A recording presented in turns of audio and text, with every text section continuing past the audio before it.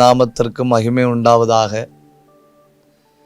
மிகுந்த ஆசீர்வாதமான இந்த நல்ல நாளிலேயும் நாம் ஒருமித்து உன்னதமான தேவனுடைய நல்ல பிரசன்னத்தில் கடந்து வரும்படி பரலோகத்தின் ஆண்டவர் தந்த நல்ல கிருபைகளுக்காக கர்த்தரை ஸ்தோத்தரிக்கிறேன்.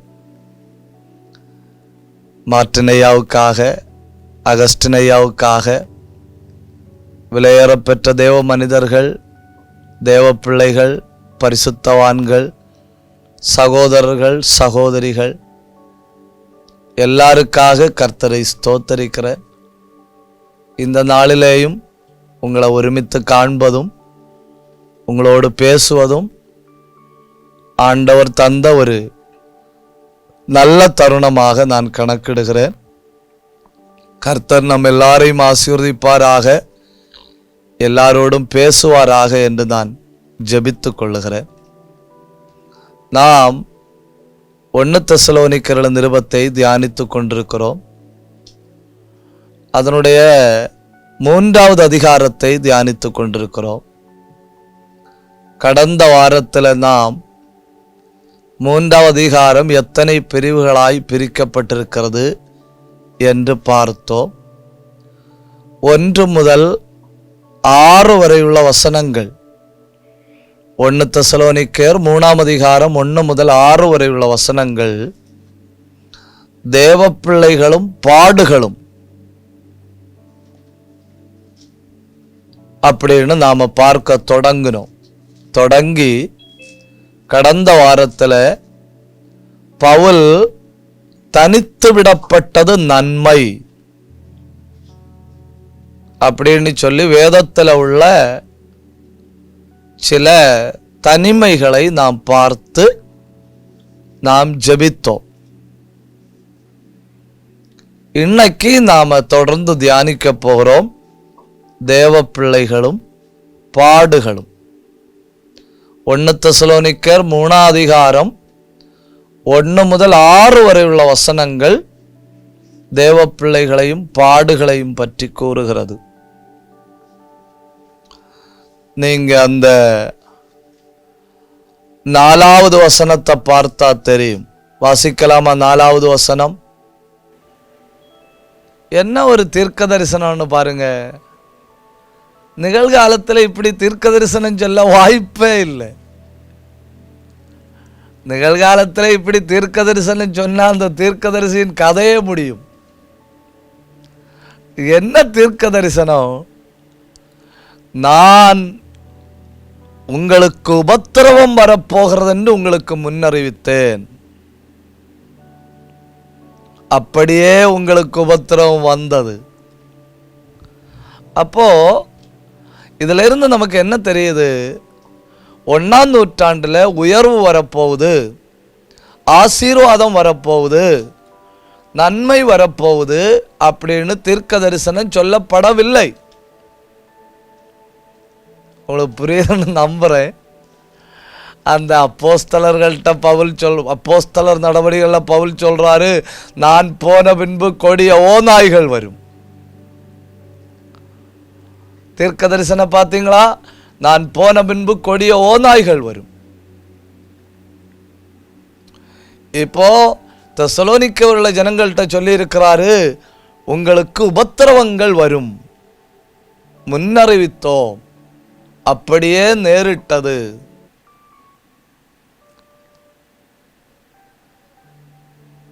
ஒரு காரியம் வரப்போகுதுன்னு சொல்லி ஏற்கனவே நமக்கு எச்சரிக்கை கிடைச்சிட்டுன்னா நம்ம அதுக்கு தக்கபடி நம்மளை ஸ்டடி பண்ணிக்கிடலாம் இல்லையா?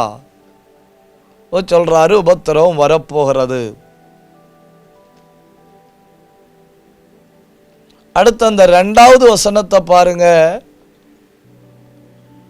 அங்க சொல்லி இருக்கு, உபத்திரவங்கள் சிலரை அசைக்கும்.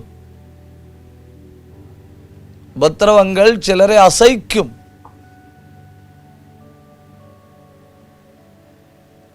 ஆவிக்குரிய வேறு இல்லாதவர்களை எல்லாம் உபத்திரவம் தூக்கிட்டு போகும். ஆவிக்குரிய வாழ்க்கையில அந்த ஸ்பிரிச்சுவலி ரூட்டட் ஆவிக்குரிய வாழ்க்கையில ஆழமாய் வேர் விடாதவர்களை எல்லாம் உபத்திரவம் தூக்கிட்டு போகும். ஒரு ஆள் ஆரஞ்சு தோட்டம் வச்சிருந்தாரு. அந்த ஆரஞ்சு தோட்டத்தில் அந்த அவர் நினைக்கிற மாதிரி மழை பெய்யலைன்னா, நினைக்கிற மாதிரி தண்ணி கிடைக்கலன்னா அவருடைய ஆரஞ்சு பயிர் நஷ்டமாக போகுது, எல்லாம் நஷ்டமாகுது. அவருக்கு ரொம்ப வேதனை. எல்லா நாளும் தண்ணி போடுறாரு, தேவையான உரம் கொடுக்குறாரு. ஆனால் திடீர்னு ஒரு நாள் 2 நாள் தண்ணி கிடைக்கல அப்படின்னா அது வாடி போகுது. அவன் நண்பருடைய ஆரஞ்சு தோட்டம் எப்படி இருக்குன்னு பார்க்க போனாரு. நண்பருடைய ஆரஞ்சு தோட்டத்தில் பார்க்க போனா மழை பெஞ்சாலும் வெயில் அடித்தாலும் காற்றடித்தாலும் ஸ்ட்ராங்காக இருக்கு. அவர் என்ன பண்ணுறாருன்னு பார்த்தா, ஒரு நாள் தண்ணி விடுறாரு, 3 நாள் தண்ணி விடல. 3-4 நாள் தண்ணி விடாமல் ஒரு நாள் விடுறதுனால அந்த ஆரஞ்சு மரங்கள் அந்த பிரச்சனைகளை எதிர்கொண்டு நிற்க படிக்குது. அதாவது இதுதான் இந்த வாழ்க்கையில் ஒரு தடவை சோதிக்கப்படுறவங்களுக்கும் அடிக்கடி சோதிக்கப்படுறவங்களுக்குள்ள வித்தியாசம். அடிக்கடி சோதிக்கப்படுகிறவர்கள் அந்த சோதனைக்குள்ளாக வளர்ந்து கொண்டிருப்பார்கள், சோதனைகளின் வழியே வளர்ந்து கொண்டிருப்பார்கள், சோதனைகளின் வழியே ஆவிக்குரிய வாழ்க்கையில் முன்னேறி கொண்டிருப்பார்கள். ஏன்னா அவங்க அடிக்கடி சோதிக்கப்படுறாங்க. ஆனால் வாழ்க்கையில் ஒரே தடவை சோதிக்கப்படுறாங்க இல்லையா, அவங்க வேர் அசைக்கப்படும். ஏன்னா இதற்கு முன் அந்த வேர் இந்த காற்றை கண்டதில்லை. இப்போ பவுல் தெசலோனிக்கர்ட்ட சொல்றாரு, பாடுகள் உரைக்கப்பட்டது, பாடுகள் அசைக்கும். அப்புறம் அந்த 8வது வசனத்தை பாருங்க. 8வது வசனத்தில் சொல்லப்பட்டிருக்கிறது, உபத்திரவங்கள் நம்மை உறுதிப்படுத்தும்.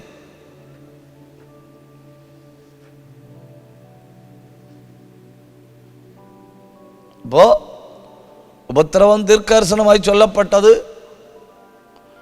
உபத்திரவம் விசுவாச வாழ்க்கையின் வேரை அசைக்கும். இப்போ சொல்றாரு உபத்திரவம் நம்மை உறுதிப்படுத்தும். அப்போ சிலரை அசைக்குது உபத்திரவம், சிலரை உறுதிப்படுத்துகிறது உபத்திரவம். சிலரை அசைக்கிறது, சிலரை உறுதிப்படுத்துகிறது. ரிக் வாரன், நீங்கள் ஒரு வேளை கேள்விப்பட்டிருக்கலாம். ரிக் வாரன் ஒரு பிரபலமான எழுத்தாளர். பர்பஸ் ட்ரிவன் லைஃப் ஒரு புஸ்தகம், பர்பஸ் ட்ரிவன் லைஃப். அது ரொம்ப விற்கப்பட்ட, உலக அளவில் பிரபலமாய் விற்கப்பட்ட ஒரு புஸ்தகம், ரிக் வாரனுடைய பர்பஸ் ட்ரிவன் லைஃப். இந்த மோட்ச பயணம் உண்டு இல்லையா, பில்கிரிம்ஸ் ப்ராக்ரஸ், அந்த புஸ்தகம் விற்கப்பட்டதற்கு பின்பு அதிக அளவில் விற்பனை செய்யப்பட்ட புஸ்தகமாக்கும் ரிக் வாரனுடைய பர்பஸ் ட்ரிவன் லைஃப். அந்த புஸ்தகத்தில் அவர் என்ன சொல்றாருன்னா, அந்த புஸ்தகத்தில் இல்லை, அந்த ஆசிரியர் ரிக் வாரன் அவர் என்ன சொல்றாருன்னா, உபத்திரவம் என்பது, பாடுகள் என்பது தேவ பிள்ளைகளின் வாழ்க்கையில் தேவ சித்தமாக இருக்கிறது. ஏன்னா பாடுகள் நம்மை கிறிஸ்துவை போல மாற்றுகிறது. ரொம்ப நல்லா இருக்குல்ல, அந்த கிறிஸ்துவின் சாயலாய் நம்மை மாற்றுகிறது பாடுகள். சரி, இன்னைக்கு நாம பரிசுத்த வேதாகமத்தில் பாடுகளை குறித்து கூறியிருக்கிற 7 காரியங்களை பார்க்கலாம். பாடுகளை குறித்து கூறியிருக்கிற 7 காரியங்கள் தயவு செஞ்சு நீங்கள் நோட் பண்ணி வைக்கணும். ரொம்ப முக்கியமான காரியங்கள் 7 எண்ணத்தை நாம் பார்க்கலாம். 1, பிலிப்பியர் 1ஆம் அதிகாரம் 29வது வசனம். பிலிப்பியர் 1:29 வாசிங்க. பார்த்தீங்களா அங்கே என்ன சொல்லியிருக்குன்னு? பார்த்தீங்களா அங்கே என்ன சொல்லியிருக்குன்னா, சஃபரிங் இஸ் அ கிஃப்ட். உங்களுக்கு அருளப்பட்டிருக்கிறது. பார்த்தீங்களா? பாடுகள் என்பது ஆண்டவர் நமக்கு தருகிற ஒரு ஈவு, ஒரு கிஃப்ட், ஒரு வரம். அந்த அருளப்பட்டிருக்குன்னு சொல்லியிருக்கு இல்லையா, அந்த அருளப்பட்டிருக்கிறது என்கிற இடத்துல கிரேக்க மொழியில் பயன்படுத்தி இருக்கிற வார்த்தை கரிசோமாய்.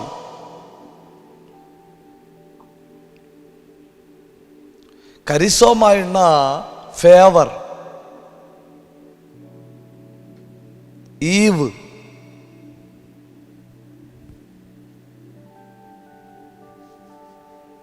கிருபை வரங்கள் இருக்கு இல்லையா, குணமாக்கும் வரங்கள் இருக்கு இல்லையா, தீர்க்க தரிசன வரம் இருக்கு இல்லையா, அதுபோல ஒரு வரம்.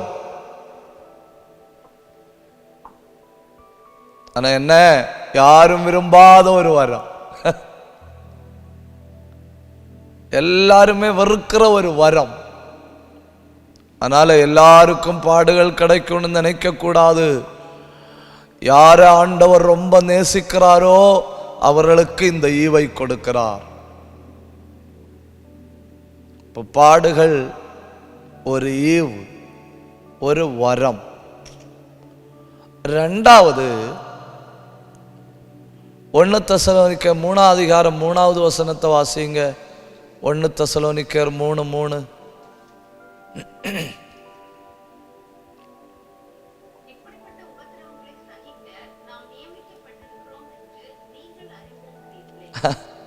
பார்த்தீங்களா?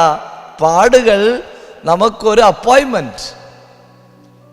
இந்த வேலைக்கெல்லாம் நியமனம் பண்ணுவாங்க இல்லையா, பெரிய பெரிய கம்பெனிகளில் பெரிய வேலைக்கு நியமனம் பண்ணுவாங்க இல்லையா,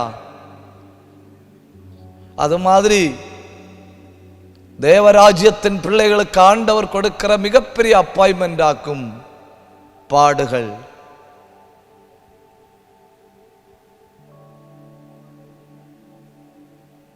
ஒரு வீட்டில் ஒரு அக்காளும் ஒரு தம்பியும், அந்த 2 பிள்ளைகளுக்கும் ஒரே மாதிரியான வியாதி. அந்த மூத்த மகள் அந்த பலவீனத்தை மேற்கொண்டு வந்துட்டா. அவ அதை மேற்கொண்டு வந்ததுனால அவளுடைய இரத்தத்தில் அந்த நோயை எதிர்க்கிற சக்தி அதிகம். இப்போ அதே நோய் அவளுடைய தம்பிக்கு இருக்கு. ஹாஸ்பிட்டலில் போய் அட்மிட் பண்ணாங்க. அட்மிட் பண்ணப்போ அந்த பிள்ளைக்கு இரத்தம் செலுத்தணும். அதுக்கு தேவையான அளவு ஆன்டிபாடி உள்ளது அக்காளுடைய பிளட்ல, அது செலுத்தணும். இப்போ டாக்டர் அந்த சகோதரிட்ட கேட்கிறாரு, அந்த மகள்கிட்ட கேட்கிறாரு, உன் தம்பியை உயிரோட வைக்கும்படி ரத்தம் கொடுப்பாயா? அந்த பிள்ளைக்கு ரத்தம் கொடுக்கறதுன்னா என்னன்னு தெரியாது. அது சரி டாக்டர்னு சொல்லிச்சு. இப்போ தம்பி கொடுக்கும்படி அந்த பிள்ளையுடைய உடம்புல இருந்து பிளட் எடுத்துட்டு இருக்கணும். அந்த பிளட் எடுத்துட்டு இருக்கும்போ திடீர்னு அந்த பிள்ளையுடைய சரீரத்தின் நிறம் மாறுது. முகம் அப்படி வாடி போகுது. திடீர்னு அந்த பிள்ளை டாக்டர்கிட்ட கேட்குது, என் தம்பிக்கு பிளட்டு கொடுத்து நான் இறந்து போவேனா டாக்டர்? என் தம்பி உயிரோடு இருக்கும்படி நான் இறந்து போவேனா டாக்டர்? அந்த பிள்ளைக்கு தெரியாது இல்லையா, அந்த பிள்ளையுடைய உடம்புல இருந்து ஒவ்வொரு துள்ளி ரத்தத்தை வெளியே எடுக்கும்போ டாக்டர் எவ்வளோ பக்கத்தில் நின்று அந்த பிள்ளையும் உயிரோடு இருக்கணும், தம்பியும் காப்பாற்றப்படணும் அப்படிங்கிற எவ்வளவு கவனமாய் கவனித்து கொண்டிருக்கிறார்னு அந்த பிள்ளைக்கு தெரியாது இல்லையா. டாக்டர் சொல்றாரு, உனக்கு ஒன்றும் ஆகாதுமா, உனக்கு கொஞ்சம் பாடுகள், அதனால உன் தம்பியை உயிரோட வைக்க முடியும். இப்போ மோசேக்கு இருந்து இல்லையா திக்குவாய், அதை ஆண்டவர் மாற்றி கொடுத்துருக்கலாம் இல்லையா. எவ்வளவு நேரம் ஆகும்? ஒரு நொடி பொழுதுல திக்குவாயை மாற்ற தெய்வத்தால முடியும். ஆனா ஆண்டவர் மாற்றி கொடுக்கல. ஆண்டவர் என்ன பண்றாருன்னு பாருங்க, அந்த பலவீனத்தை பயன்படுத்தி ஆரோனையும் கூட பயன்படுத்துகிறார். இப்போ யோசிச்சு பாருங்க, மோசையினுடைய பாடுகள் தான் ஆரோன் பயன்படுவதற்கு காரணமாக இருந்தது. இப்போ மோசைக்கு நாக்கு நல்லா இருந்ததுன்னா மோசைக்கு இன்னொரு எக்ஸ்ட்ரா மவுத்து தேவையில்லை. எல்லாருக்கும் புரியுது இல்லையா?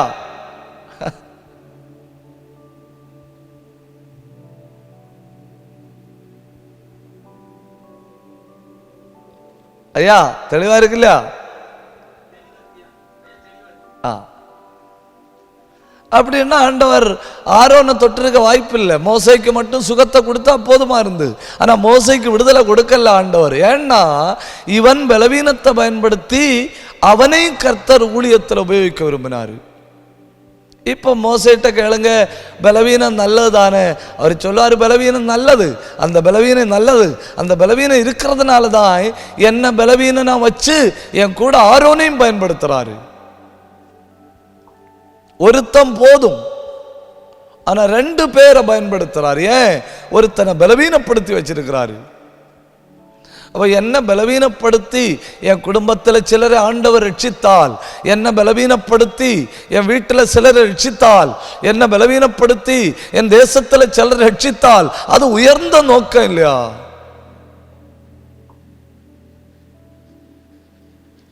மிகப்பெரிய வேலைக்கு காத்திருந்து அந்த வேலையினுடைய அப்பாயின்மெண்ட் லெட்டர் கையில கிடைக்கிறது போல ஆக்கும் தேவ பிள்ளைகளுக்கு பாடுகள் நியமிக்கப்பட்டிருக்கிறது. Appointed to suffer. அப்போ 1 gifted to suffer, 2 appointed to suffer. 1வது உபத்திரவப்படும்படி நமக்கு ஈவு அருளப்பட்டிருக்கிறது, 2 உபத்திரவப்படும்படி நியமிக்கப்பட்டிருக்கிறோம். அப்போஸ்தலர்கள் 13 அதிகாரம் 48வது வசனத்தை வாசிச்ச தெரியும். நித்திய ஜீவனுக்கென்று நியமிக்கப்பட்டவர்கள் விசுவாசித்தார்கள். நியமிக்கப்பட்டவர்கள். 3வது, அப்போ 1 பாடுகள் ஒரு கிஃப்ட் அருளப்பட்டிருக்கிறது,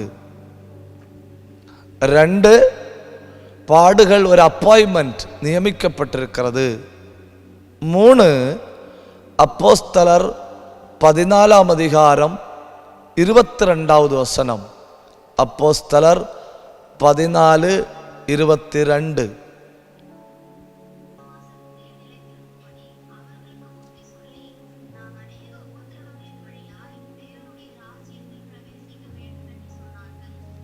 பாத்தீங்களா?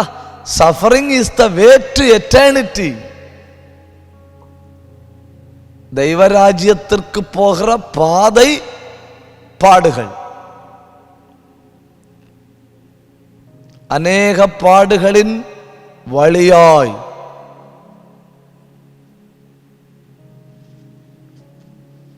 பாத்தீங்களா? அநேக பாடுகளின் வழியாய். ஒரு பிரபலமான தேவ மனுஷன் அவர் சொன்னாரு, நம்மை சத்துரு பாடுபடுத்த வரும்போ ஆண்டவர் சத்ருக்கு கழுத்துல செயினை கட்டி தான் போட்டிருக்கு. ஆனா நம்மை பாடுபடுத்த ஆண்டவர் அனுமதிக்கும் போது செயினை ரொம்ப நீளமா விடுறாரு. உண்மைதான் இல்லையா? நமக்கு பிரச்சனைக்கு அனுமதிக்க விரும்பி எதிராளியின் கயரை செயினை நீட்டி விடுறார். இப்போ பாடுகள் வழியாய் தெய்வராஜ்யத்து போகிற வழி பாடுகள். 4 எபிரேயர் 2 அதிகாரம் 10வது வசனம். எபிரேயர் 2 அதிகாரம் 10வது வசனம்.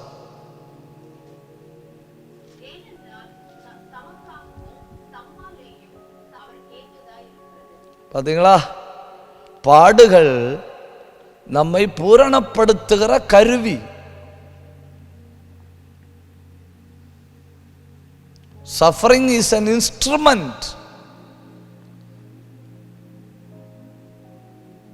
through which we are brought into perfection. நம்மை பூரணப்படுத்தும்படி ஆண்டவர் பயன்படுத்துகிற ஒரு கருவிதான் பாடுகள்.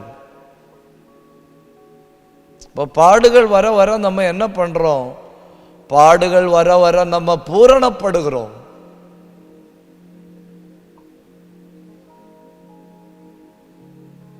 துன்பங்கள் நம்மை அழிக்கும்படி அல்ல, பிரச்சனைகள் நம்மளை அழிப்பதற்கு அல்ல, to make us into perfection. அவைகள் நம்மை பூரணப்படுத்துவதற்காக. இதை கேட்டுக்கொண்டிருக்கிற யாராவது பாடுகளுக்கு மேல பாடுபடுறேன்,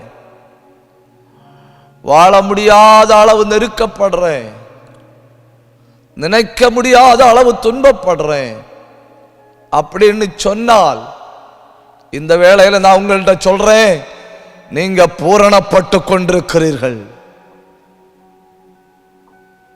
கர்த்தர் அதை பயன்படுத்தி உங்களை பூரணப்படுத்தி கொண்டிருக்கிறார். சில நேரம் உங்களுக்கு தெரியுமா, நம்ம ஆசீர்வாதத்துக்குள்ள இருக்கும்போது நமக்கு ஒண்ணுமே தெரியாது. நமக்கு ஒண்ணுமே தெரியாது. எதெல்லாம் ஆசீர்வாதத்தில் இருக்கும்போது நம்ம கண்ணுக்கு தெரியலையோ, அதெல்லாம் பாடுகளின் வழியா போகும்போது நம்ம கண்ணுக்கு தெளிவா தெரியும். நம்ம கண்ணுக்கு அதெல்லாம் தெளிவா தெரியும். ஒரு பிரபலமான நீச்சல் வீராங்கனை, பேரு ஃப்ளோரன்ஸ்.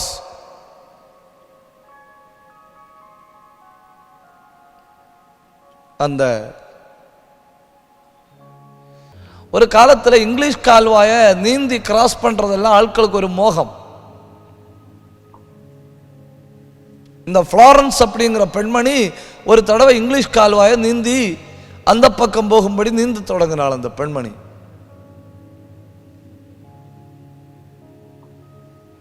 அந்த பெண்மணி 15 மணி நேரம் நீந்தினாள். She was swimming for long 15 hours.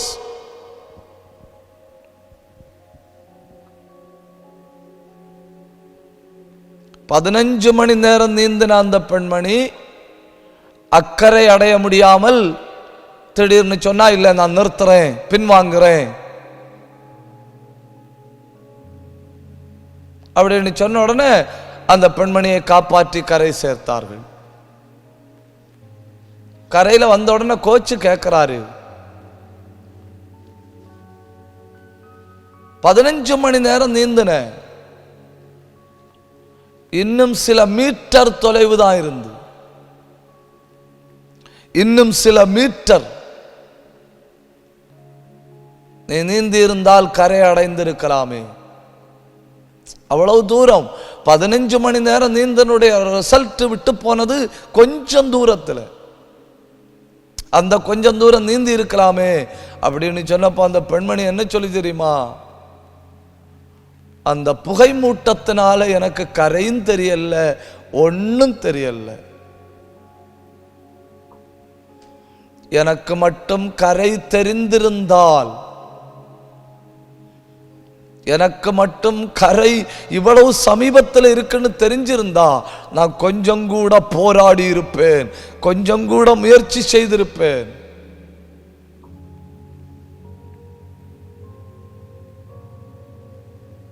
ஆசீர்வாதங்கள் ஒரு வகையில புகை மூட்டங்கள், என்ன உலக பிரகாரமான நன்மைகள் ஒரு வகையில புகை மூட்டங்களாகும். அது தேவை, நமக்கு மிக முக்கியமான தேவை. ஆனா ஒரு வகையில அது நித்திய ஜீவனை காண முடியாமல், தேவ திட்டங்களை காண முடியாமல், எத்தனையோ ஆவிக்குரிய காரியங்களை காண முடியாமல் மூடி போடுகிற புகை மூட்டமாக்கும். அடுத்து ஒரு வருடம் தாண்டி அந்த பெண்மணி அதே இங்கிலீஷ் கால்வாய 14 மணி நேரத்தில் நீந்தி விட்டாள்.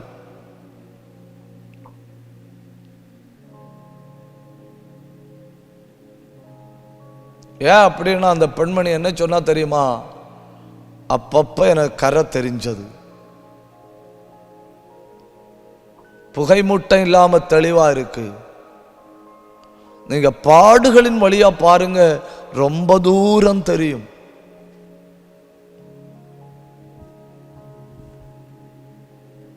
You see long distance when you go through suffering.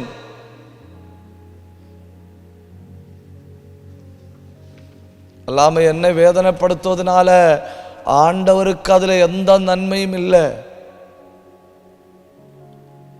என்னை வேதனைப்படுத்தும் பொழுது நான் பரிபூர்ணப்படுகிறேன். பாடுகளின் வழியாய் என்னை பூர்ணப்படுத்துகிறார். எபிரேயர் 2:10 என்ன சொல்லு தெரியுமா? கிறிஸ்துவையும் பூர்ணப்படுத்தினார்.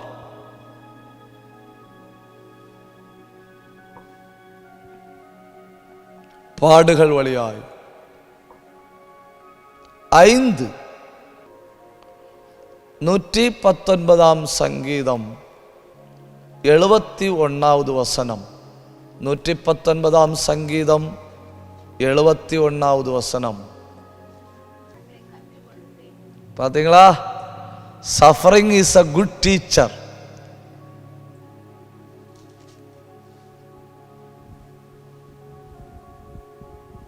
யாரையாவது இங்க பார்த்திருக்கீங்களா? நான் ஆசீர்வாதத்தின் வழியாய் சில பாடங்களை கற்றுக்கொண்டேன்னு சொல்ற யாரையாவது? எனக்கு ஒரு ஆசீர்வாதம் வந்தது, அந்த ஆசீர்வாதத்தின் வழியா நான் இப்படி ஒரு பாடம் படித்தேன். எனக்கு ஒரு நன்மை வந்தது, அந்த நன்மையின் வழியா நான் இப்படி ஒரு பாடம் படித்தேன். இருக்கலாம். 90% பேர் பாடங்களை கற்றுக்கொள்வது பாடுகளின் வழியாய். ஏன்னா சஃபரிங் இஸ் a teacher.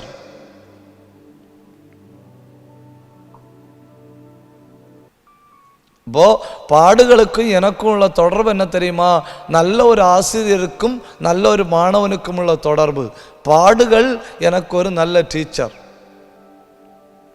அது என்ன டீச் பண்ணிக்கிட்டே இருக்கும். வாழ்க்கைக்கு எது தேவை, எது முக்கியமான தேவை, எது தேவை இல்லாதது, எது தூக்கி எறிய வேண்டியது, எது கூட இருக்க வேண்டியது, இதெல்லாம் எனக்கு சொல்லித்தாரது எது? பாடுகள்.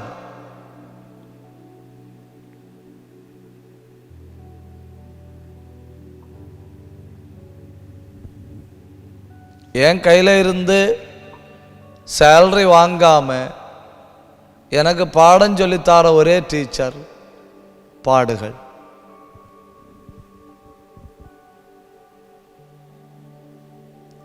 ஆறு, நான் 5 சொன்னேன். 6 எபிரேயர் 12ஆம் அதிகாரம் 11வது வசனம். எபிரேயர் 12:11. பாத்தீங்களா? Suffering is the best friend. பாடுகள் ஒரு நல்ல நண்பன். சில ஆட்கள் பாடுகளை பார்க்கறது போ பொல்லாத ஆவியே, போ சாத்தானே.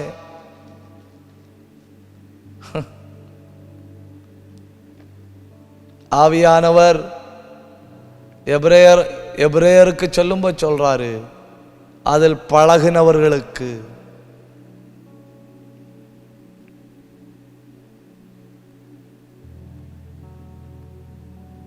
ஒரே அடியா ஒரு தவளையை பிடிச்சு ரொம்ப அதிகமான சூடு தண்ணியில போட்டா செத்து போமா. அதே தவளை என்ன பண்ணுவாங்கன்னா கொஞ்ச நேரம் 20 டிகிரியில போட்டு, கொஞ்ச நேரம் 40 டிகிரியில போட்டு, கொஞ்ச நேரம் 60 டிகிரியில போட்டு, பார்த்தீங்களா? அப்போ அதுக்கு தக்கபடி அதுக்கு தோல் அக்கமடேட் ஆகுது. 20 டிகிரியில போடும்போ 20 டிகிரியை தாங்க வேண்டிய அளவு தோல், 40ல போடும்போ 40 டிகிரியை தாங்க வேண்டிய தோல், 60 டிகிரியில போடும்போ 60 டிகிரியை தாங்க வேண்டிய தோல். அது அப்படி பழக்கப்படுது. சாத்தா என்ன பண்ணுவான்னா ஐஸ் வாட்டர்ல போட்டுட்டு அடியில தீய கொடுப்பான். நல்ல குழுவுளா இருக்கிறதான் தெரியும், அடியில தீ பிடிக்கிறது தெரியாது.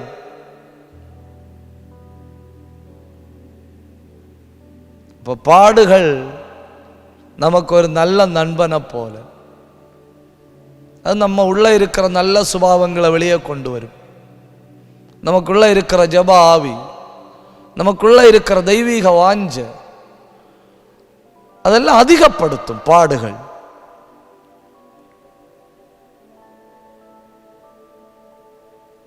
Suffering is a good teacher. Suffering is a good friend. 6 കാര്യങ്ങൾ ഞാൻ சொன்னே. 1, പാടുകൾ ഒരു ഈവ്. 2, പാടുകൾ ഒരു നിയമനം. 3, പാടുകൾ പരലോകத்துக்கு வழி. 4, பாடுகள் நம்மை பூரணப்படுத்தும் கருவி. 5, பாடுகள் நமக்கு ஒரு நல்ல ஆசிரியர். 6, பாடுகள் நமக்கு ஒரு நல்ல நண்பன். 7வது, இதாக ரொம்ப முக்கியமான number 7, suffering is the language of God. இதாக ரொம்ப முக்கியம். பாடுகள் தேவன் நம்மோடு பேசும் மொழி.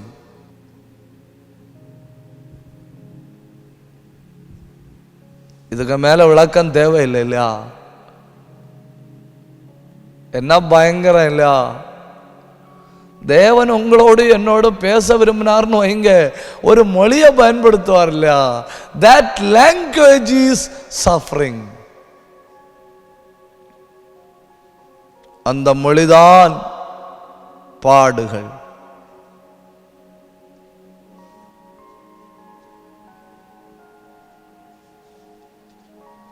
இந்த பைபிள் அங்கங்கேயா நம்ம சில நேரங்களில் உடைதல், உடைத்து ஊற்றுதல், உடைக்கப்படுதல், நொறுக்கப்படுதல் அப்படியெல்லாம் நம்ம பார்க்க முடியும். சில நேரத்தில் பைபிள் அங்கங்கேயா நம்ம பார்க்க முடியும். அப்படி ஒரு 7 பகுதி நான் பைபிளில் இருந்து உங்களுக்கு டக்குன்னு காட்டித்தாரேன். 1, நியாயாதிபதிகள் 7ஆம் அதிகாரம் 18வது வசனம் 19வது வசனம். நியாயாதிபதிகள் 7, 18, 19. பானையை உடைத்தார்கள், யுத்தத்தில் வெற்றி பெற்றார்கள்.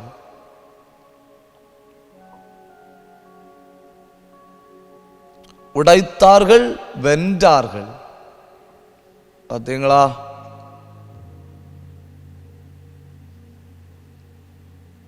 ரெண்டு, மார்க்கு எழுதின சுவிசேஷம் 14ஆம் அதிகாரம் 3வது வசனம். மார்க்கு 14:3. தைலக்குப்பியை உடைத்தாள், அந்த வீடு முழுவதும் வாசனையாய் மாறினது. ஒரு பக்கத்தில் உடைத்தார்கள், வெற்றி பெற்றார்கள். அடுத்து உடைத்தாள், வீடு முழுவதும் வாசனையால் நிறைந்தது.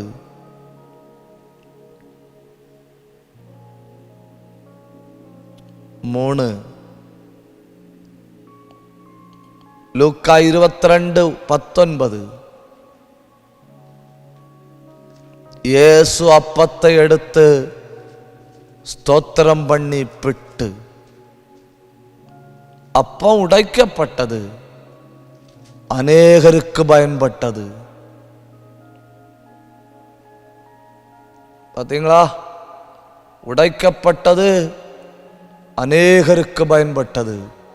பானை உடைக்கப்பட்டது, ஒரு பெரிய யுத்தத்தில் வெற்றி பெற்றார்கள்.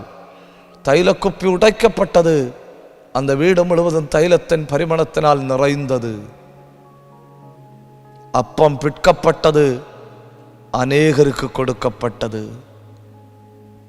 4, 1 கொரிந்தியர் 11:24.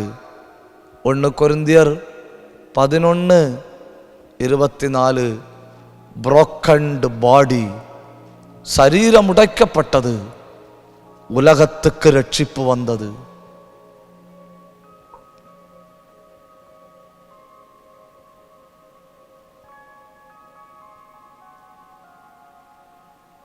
அஞ்சு,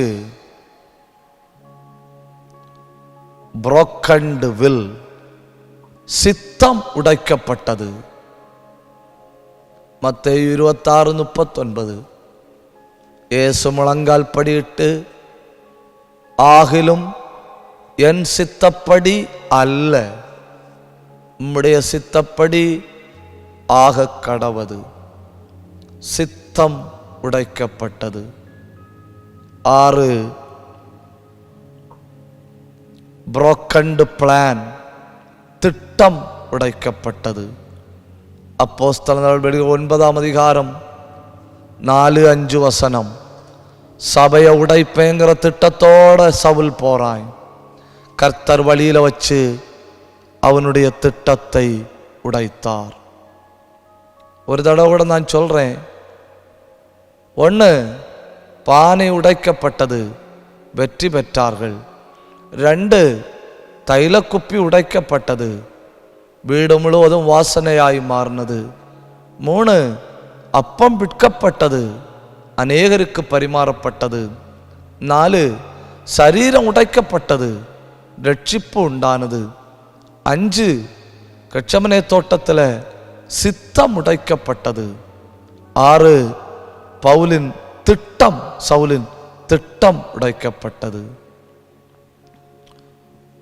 அவனுடைய திட்டம் மட்டும் அன்னைக்கு உடைக்கப்படலைன்னு வைங்க, உலகறிகிற 14 நிருபங்களை எழுதின, 3 கண்டங்களுக்கு சுவிசேஷத்தை அறிவித்த அவ்வளோ பெரிய பக்தனை மாற வாய்ப்பில்லை, அறியப்பட்டிருக்கவே வாய்ப்பில்லை. ஏதோ உலகத்தில் ஒரு ஓரத்தில் கடந்து சபையை உபத்திரவப்படுத்தி அழிஞ்சு போயிருப்பான். அவனுடைய திட்டத்தை உடைச்சதுனால உலக அறியப்பட்டான். 7 ரொம்ப முக்கியம், இருதயம் உடைக்கப்பட்டது. சாமுவேலை பெற்றாள். 1 சாமுவேல் 1:15 நான் மனக்லேசமுள்ள ஸ்திரீ, என் இருதயத்தை உடைத்து ஊற்றினேன். இருதயம் உடைக்கப்பட்ட பொழுது பிறந்தது யார் தெரியுமா? சாமுவேல். தைலம் உடைக்கப்பட்ட பொழுது வீடு முழுவதும் வாசனை. பானை உடைக்கப்பட்ட பொழுது இஸ்ரவேலர் வெற்றி பெற்றார்கள். சித்தம் உடைக்கப்பட்ட பொழுது உலகெங்கும் அறியப்பட்ட அப்போஸ்தலனாய் மாறினான். அப்பம் விற்கப்பட்ட பொழுது அநேரு கொடுக்கப்பட்டது. சரீரம் உடைக்கப்பட்ட பொழுது ரட்சிப்பு வந்தது.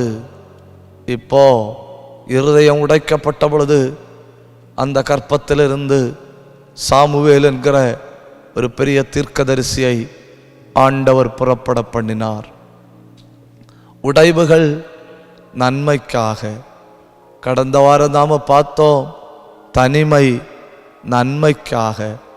இந்த வாரம் நான் சொல்றேன், வேதனைகள் நன்மைக்காக. ரோமருக்கு நிருபம் எழுதும்போது பவுல் சொல்றாரு, தேவனால் அழைக்கப்பட்டவர்களுக்கும் தேவனிடத்தில் அன்பு கூறுவர்களுக்கும் இந்த உலகத்தில் எது நடந்தாலும் சகலவும் நன்மைக்காய் நடக்கிறது.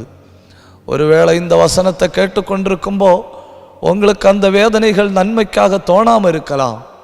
இதில் நன்மை இருக்கான்னு உங்களால் யோசிக்க கூட முடியாமல் இருக்கலாம். ஆனால் இந்த நாளில் வேதத்தை முன்னிறுத்தி நான் சொல்கிறேன், இதுவும் நன்மைக்காக. அத்தனை பேர் கண்ணை மூடணும்னு 2 நிமிஷம் நாம் ஆவியில நிரம்பி ஆராதிக்க போறோம். 1 ஆண்டுக்கு தேவையான அபிஷேகத்தை ஊற்ற போறாரு. 1 ஆண்டுக்கு தேவையான அக்னியை போட போறாரு. அத்தனை பேர் கண்ண மூடணும். ஒரு 2 நிமிஷம் ஆவியில நிரம்புங்க. ரீபா காபா தாக்கா ராபா அந்தூரபா. இதுவரை அந்நிய பாஷை பெறாத யாராவது உண்டுன்னா இருக்கிற இடத்துல கண்ணை மூடிக்கொள்ளுங்க. புதிய பாஷை பெற விரும்புகிற யாராவது உண்டுன்னா அவங்களும் இருக்கிற இடத்துல வாயத்தரைங்க. நாம 2 நிமிஷம் ஆவியில போராடுவோம். ரிகம் கமதன கதன கடக அந்தல் கபரபலமா.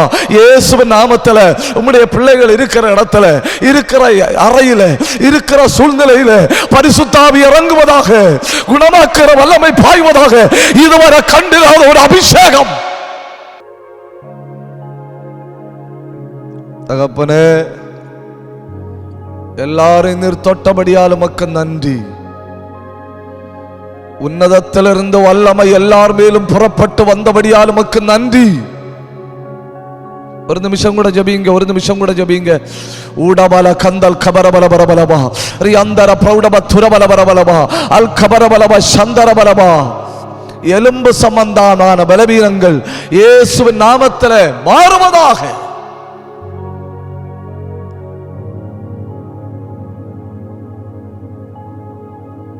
சிந்தையில உண்டாயிருக்கிற பயம் விலகுகிறது. கர்த்தர் உங்க சிந்தையை பிடிக்கிறார், அதை பலப்படுத்துகிறார், உங்க மனம் தைரியப்படுகிறது. ரகந்தரே ரியாந்தரே கல்பர கந்தர அல்பர சந்தர சத்தர பலபர பலபௌஷியா. எல்லார் மேலும் உடைய கிருபை உண்டாகணும்ப்பா. எல்லா தேவ மனிதர்கள், சகோதரர்கள், சகோதரிகள், கேட்டுக்கொண்டிருந்த எல்லா தேவ பிள்ளைகளை நடத்துவீராக. எல்லாரையும் ஆசீர்வதிப்பீராக.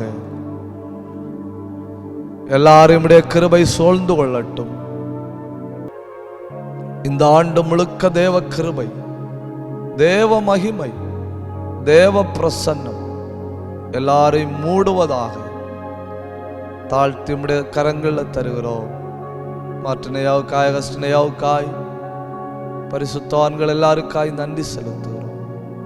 ஜபத்தை கேட்டபடியால் உமக்கு நன்றி. இயேசுவின் நாமத்தில் பிதாவே, ஆமென்.